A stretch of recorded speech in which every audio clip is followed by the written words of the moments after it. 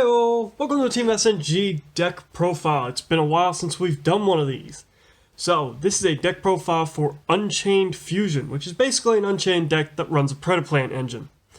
While I've got your attention, I'd like to ask you guys, do leave us a like, comment, and subscribe to the channel for more videos like this and more Yu-Gi-Oh content. If you haven't checked out the SNG Championship Series, which featured 8 decks previously featured on the channel, I recommend checking that out. It was a great project, it was a lot of fun, and it's got its own playlist on the channel. So, if you haven't seen it, go see it. This deck wasn't featured there, but maybe it's to be featured on the next one.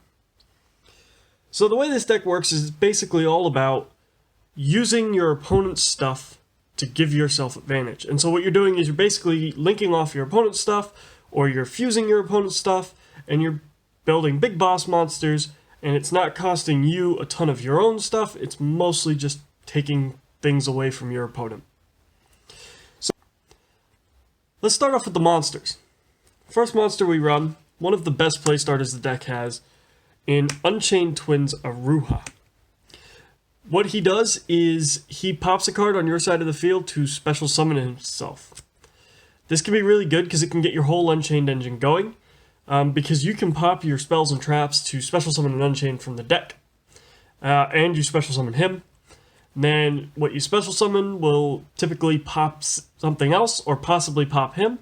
When he's popped, he will let you special summon from the deck a Unchained monster. And so the whole thing spirals off of them popping themselves. So, definitely the best play starter in the deck for going second. Going first, he's not bad. You definitely do want to see him if you can, because he's just a free body on board as long as you see one of the spell traps that comes with the Unchained archetype. Next is his sister, Unchained Twins Rakia. Rakia is really good and really clutch for going first. When you're going first, you really want to end on a board with Rakia, because she has the quick effect, target a card on your side of the field and pop it. Meaning you can pop an Unchained spell or trap that's face down to special summon from the deck an Unchained monster, or you could potentially pop a Aruha if you end up with a Aruha and Rakia on board to special summon an Unchained monster. This will allow you to control your board state and possibly let your dodge any opponent's effects that might take something off of your board. She also, like Aruha, has the effect if she's destroyed by card effect, special summon an Unchained from the deck. Next, the latest of the Unchained twins, the third twin, as would be, the Unchained Twins Sarama. Sarama's effect on board will let you set an Unchained card from the grave to pop a card on your side of the field. So this is really useful in the sense that you can pop a trap with Aruha to special summon Aruha.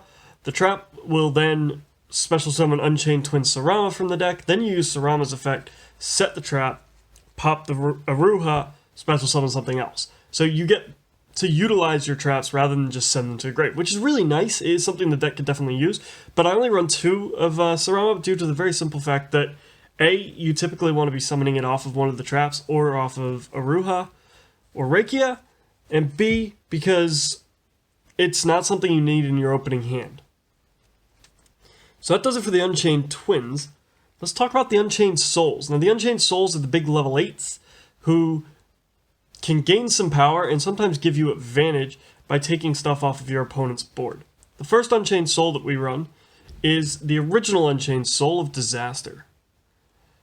We run 3 copies of him because we want to see him a lot anyway, and because cycling him is really good and really easy for this deck to do. What he does is he lets you target a card on your opponent's side of the field, a face-up monster specifically, to link off that monster and him to make a Unchained Link monster. So you can target a Link 2 and go straight into the Unchained Link 3. You could target a non-Link and go into the Link 2. You could target a Link 3 and go straight into the Link 4. Unchained Soul of Disaster will let you take off a body from your opponent's side of the field. All you need to do is be able to target it. This can sometimes be problematic in this day and age. But, oh well. It also gains 300 attack for every Unchained card in your graveyard. So it can get to be quite beefy later on in the game. At the start of the game, it's going to be really small though. And finally, if this card is destroyed while on the field, then you can special summon an Unchained monster from the graveyard. So it acts as recursion as well if you do end up leaving it on the board and your opponent ends up getting rid of it. The next Unchained Soul we run is Abominable Unchained Soul. Now this is probably one of the best Unchained Souls.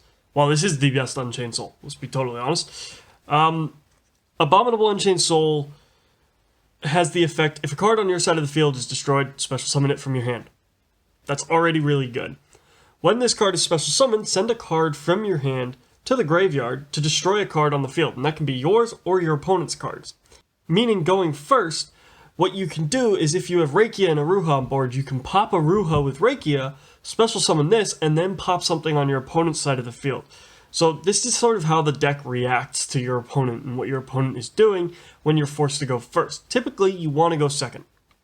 But if you have to go first, this is a way of controlling the board state on your opponent's turn. Also, if this card is destroyed and sent to the graveyard, at the end of the turn, you can special summon this card from the graveyard.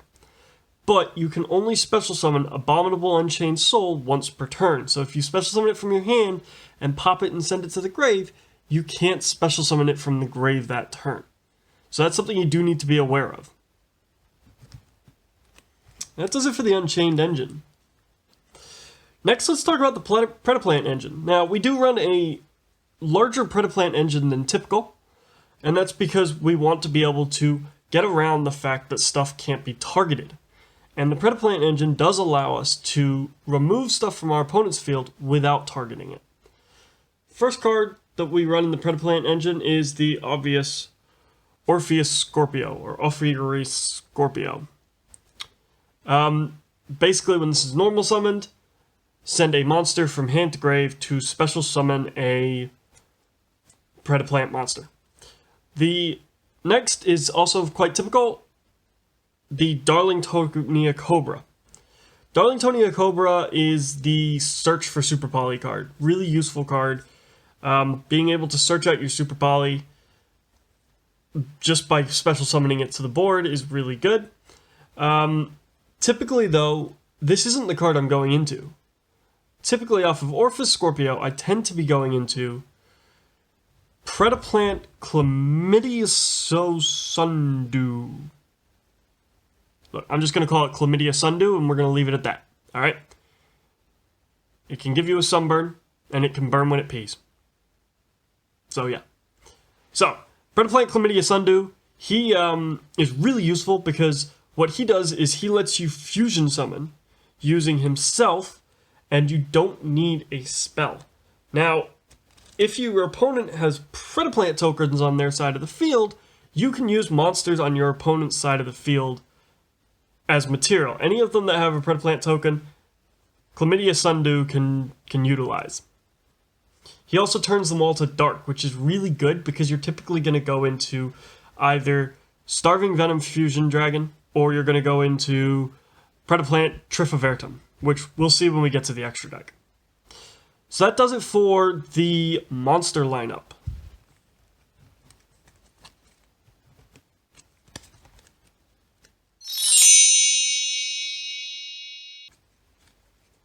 Next, onto the spells.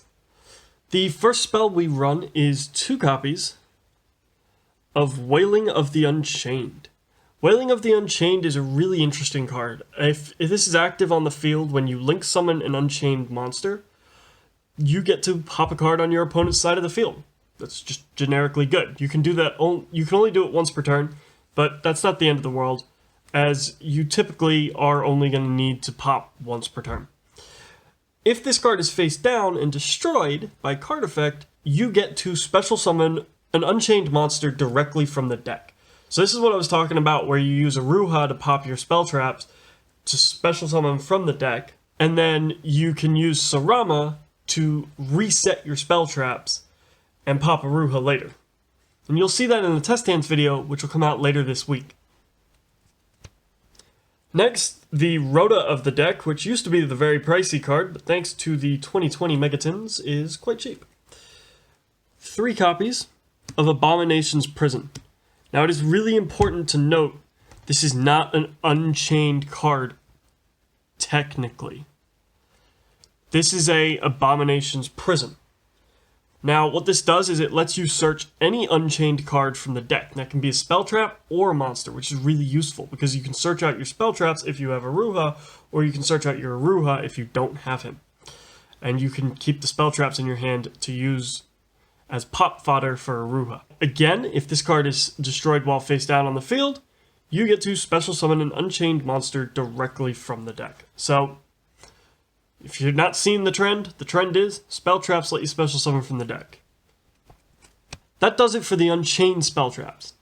Next, we're going to talk about the fusion spells that we run. Now, we don't run very many because we do run Chlamydia Sundew. And Chlamydia Sundew, he's a fusion spell on his own. Now, we do run 2 copies of Predaprime Fusion. This can effectively be Super Poly if you're going into a 3 material monster.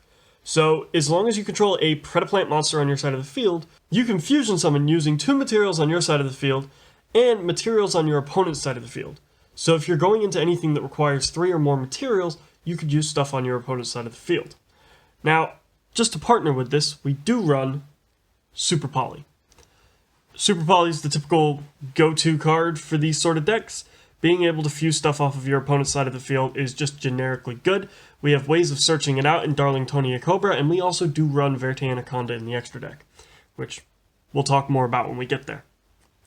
So, Super Poly, just a generically useful card, easily searchable in this deck, so that's why we only need to run 1.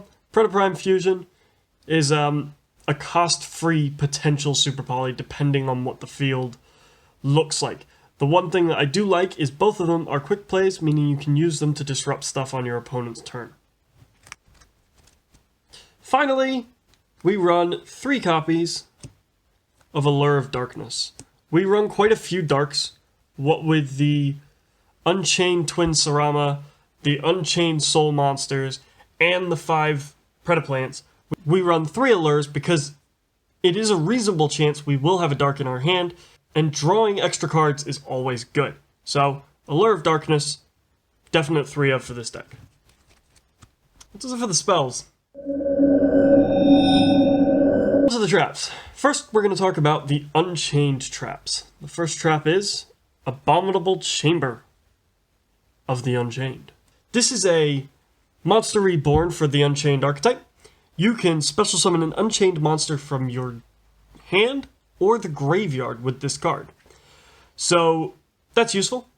It also has the typical Unchained spell trap effect of if it is destroyed while face down on the field, special summon an Unchained from the deck. So, really, really useful card for us.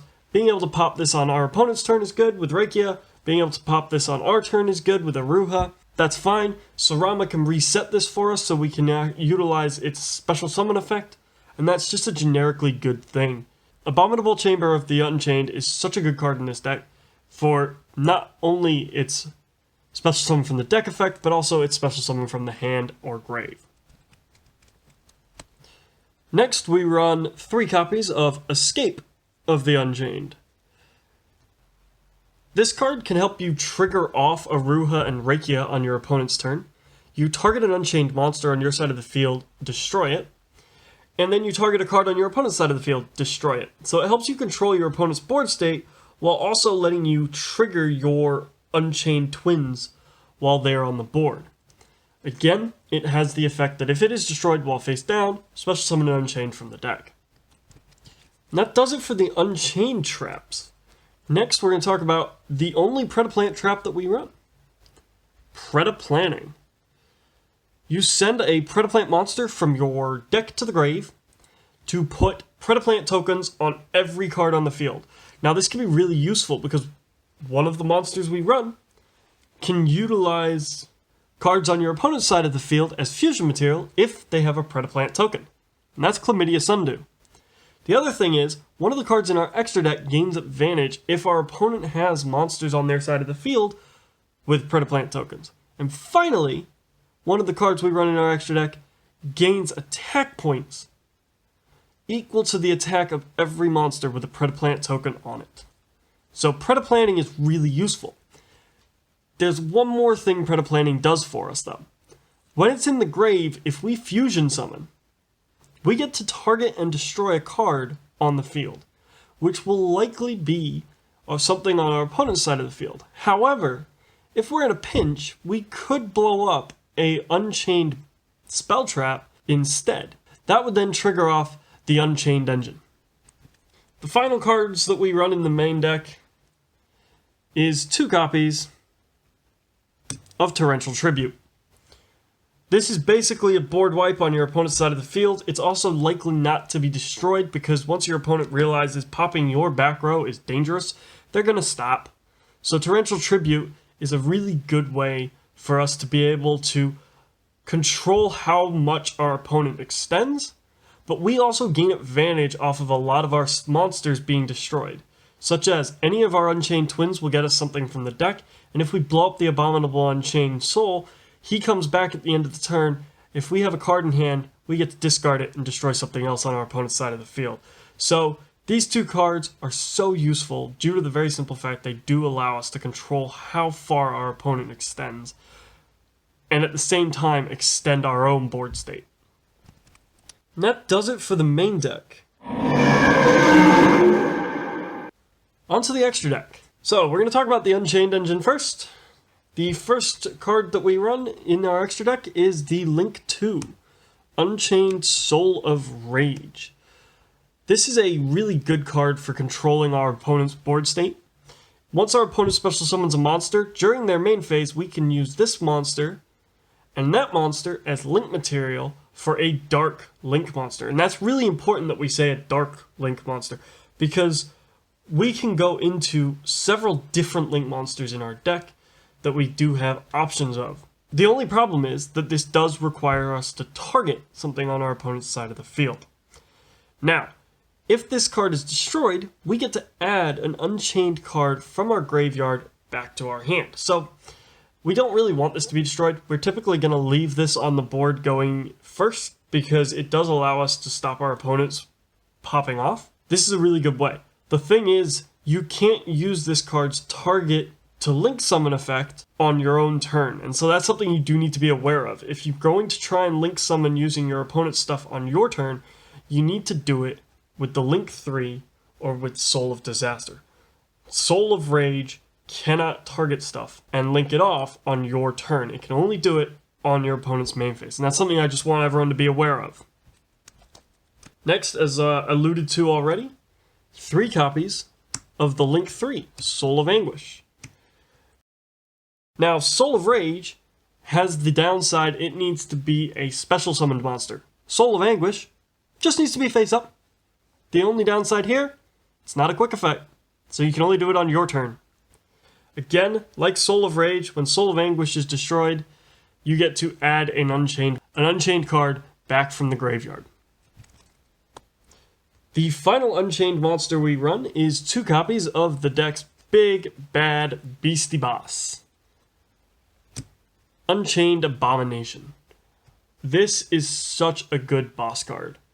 It's a Link 4, 3,000 attack, so it's already pretty big. It's kind of daunting for your opponent to deal with. If a card is destroyed by a card effect, other than Unchained Abomination, target a card on the field, destroy.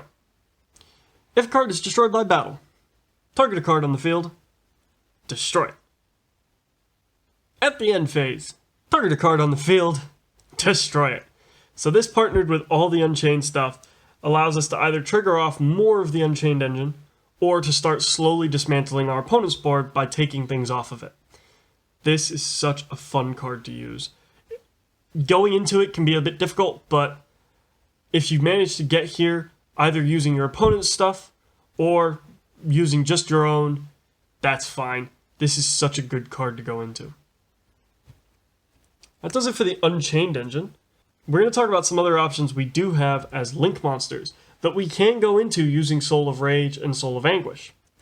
The first is, as alluded to earlier, Predaplant Verte Anaconda. Now this is really good with our Predaplant engine because it does allow us to find Super Poly or Predaprime Fusion depending on whatever it is we need. Also, we can target a card on our opponent's side of the field and make it dark, meaning we can turn something on our opponent's side of the field that maybe wasn't dark into a dark, then use this and Super Poly to get rid of it and fuse into something else. Next, Topologic Trispania. Now this helps us with the back row matchups. This deck can play through quite a few negates. A lot of negates tend to destroy stuff, but sometimes back row heavy decks do hurt this deck a bit. And Topologic Trispania, as much as we don't want our stuff to be banished, we'd rather it be destroyed. If we've run into an opponent playing a very heavy back row deck, we can use Topologic Trispania just to deal with that back row. Sometimes it's just necessary. And finally, something a little more along the lines of the Unchained engine, Topologic Bomber Dragon. This is an alternate link 4 that we can go into, and he does make it so that our opponent has to be very careful about where they summon stuff to. We can summon stuff quite readily to where this card points to, destroying everything on the field, and that gives us a lot of advantage and obviously takes it away from our opponent. So this is why we run this. Typically though, if we're going into a link 4, we are probably going into Unchained Abomination. Now, onto the Fusion engine. Now we've talked about the link monsters we run. We're now going to talk about the fusion monsters we run to work with the Predaplants.